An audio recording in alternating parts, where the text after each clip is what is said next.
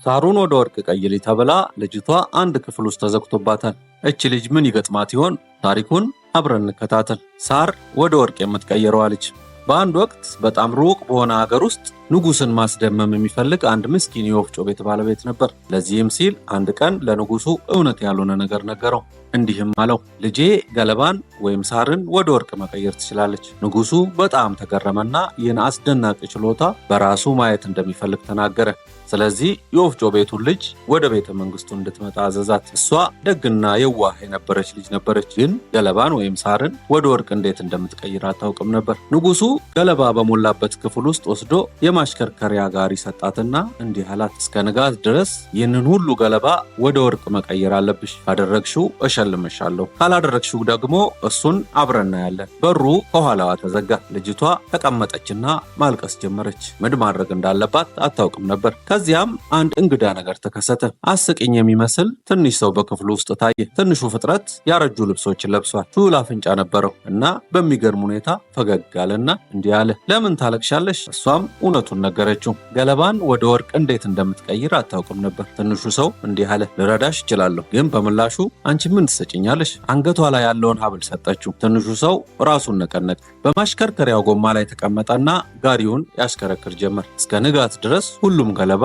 የሚያብረቀርቅና ውብ ወርቅ ሆኖ ነበር። ንጉሱ ይህንን ሳይ በጣም ተደሰተ፣ ግን ስግብግብ ነበረ። ልጅቷን ብዙ ገለባ ወዳለበት ትልቅ ክፍል ወሰዳትና እንዲህ አላት፣ ይህን ሁሉ እስከ ንጋት ድረስ ወደ ወርቅ ቀይሪ፣ አለበለዚያ የሚጠብቅሽን ታውቂያለሽ። ብቻዋን ስትሆን ትንሹ ሰው አሁንም ተመለሰ። በዚህ ጊዜ ቀለበቷን ሰጠችው እና እንደገና ጋሪውን እያሽከረከር ጀመር። እስከ ንጋት ድረስም ገለባ ሁሉ ወርቅ ሆነ። በማግስቱ ንጉሱ ወደ ትልቅ ክፍል ወሰዳት። ይህን አሁን የሚሰጥሽን ገለባ ወደ ወርቅ ከቀየርሽው ንግስቴ አደርግሻለሁ ብሎ ወደ ቤት ውስጥ አስገባት። ልጅቷ ለትንሹ ሰው የምትሰጠው ምንም ነገር አልነበራትም ከአንድ ቃል ኪዳን በስተቀር። እንዲህ ብላ አልገባች፣ ንግስት ከሆንክ የመጀመሪያ ልጄን እሰጥሃለሁ። ትንሹ ሰው ተስማማ። ሁሉንም ገለባ እንደገና ወደ ወርቅ ቀየረው። ንጉሱ ቃሉን ጠበቀ። ልጅቷም ንግስት ሆነች። ጊዜ ያለፈና ቆንጆ ልጅ ወለዱ። ስለ እንግዳው ትንሽ ሰው ሁሉንም ነገር ረስታ ነበር፣ በድንገት በክፍሏ ውስጥ እስኪታይ ድረስ። ከዛም ትንሹ ሰው እንዲህ አለ፣ አሁን ቃል የገባሽልኝን ልጅ ስጭኝ። ንግስቲቱ ልቧ ተሰበረ።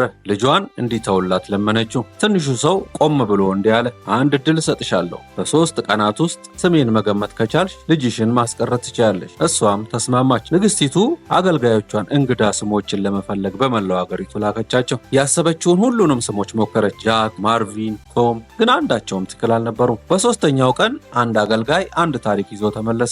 አንድ ትንሽ ሰው በጫካ ውስጥ ሲጨፍርና ሲዘፍን አይቶ ነበር። ዛሬ ማታ ስሜን እነግራለሁ እያለ ሩምፔልስቲክስተን ሁሉም ነገር መልካም ይሆናል፣ ሩምፔልስቲክስተን ሁሉም ነገር መልካም ይሆናል እያለ ስሙን ይናገር ነበር። ንግስቲቱ ፈገግ አለች። በዚያች ሌሊት ትንሹ ሰው ሲመለስ ብዙ ስሞችን እንደምትገምት አስመሰለች። ስምህ ሃሪ ይባላል? አይደለም። ባርቶሊሜዎስ ይባላል? አይደለም። ከዚያ ተመለከተችውና በቀስታ እንዲህ አለችው፣ ስምህ ሩምፔልስቲክስተን ይባላል። ትንሹ ሰው ደነገጠ።